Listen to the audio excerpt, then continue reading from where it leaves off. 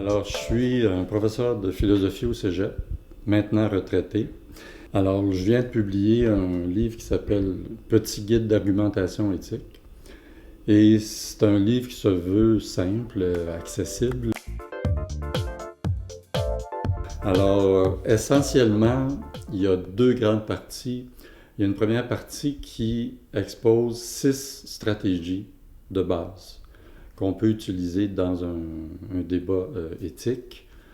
La mise en contradiction, le changement de terrain. Changement de terrain, c'est on m'attaque sur un plan, je contre-attaque en faisant valoir un autre aspect du problème. Ce qui est courant en éthique parce que les problèmes sont toujours multidimensionnels. Ensuite, il y a le passage au crible des analogies. Les analogies, c'est-à-dire qu'on fait des comparaisons. Et bon, on fait des comparaisons dans beaucoup de sortes de raisonnements et de débats, mais en éthique, en lisant là, tout ce que j'avais ramassé comme exemple, je me suis aperçu que ça revenait vraiment souvent. Ensuite, vous avez la question des intentions, le dévoilement des intentions, vous avez le découpage des responsabilités, puis il y a un dernier point qui est l'appel aux faits. C'est sûr qu'en morale, on utilise des notions de valeur, des principes, tout ça, mais il y a un plan de la morale qui, quand même, concerne la réalité des faits. La morale concerne des actions, des conduites des gens. Donc, c'est quelque chose de concret qui s'est passé. Quelqu'un a fait quelque chose, pris une décision, déclaré quelque chose. Et c'est aussi un point qu'on néglige souvent. Une deuxième partie qui s'intitule Deux débats perpétuels. Et cette partie-là, disons, j'adopte un peu un autre point de vue.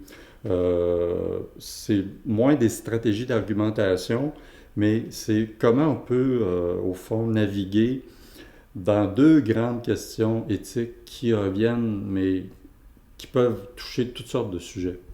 Principe, résultat ou égalité, inégalité.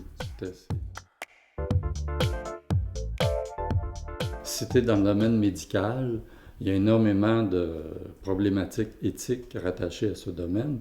Ça peut être intéressant pour un médecin de trouver là-dedans des stratégies d'argumentation. Ben, je dirais qu'il y a plusieurs exemples qui touchent le domaine médical, mais ce n'est pas vraiment restreint à ça. Je touche plusieurs domaines, toutes sortes de sujets.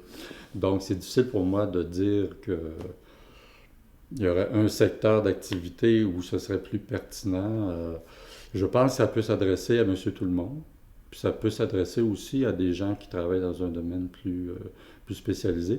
Mais j'ai évité d'une part moi-même d'utiliser un jargon technique là, qui serait un peu plus difficile d'accès.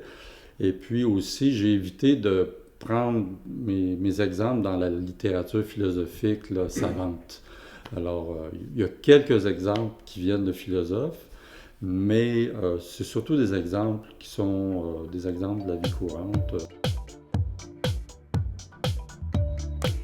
C'est une invitation à se tester, se déguiser un peu son sens critique. Et donc, je pense que ça, mais en plus, le fait d'avoir beaucoup d'exemples, parce que l'ouvrage fait fourmille d'exemples, je pense qu'à la longue, on peut devenir un peu meilleur, oui, en passant à travers.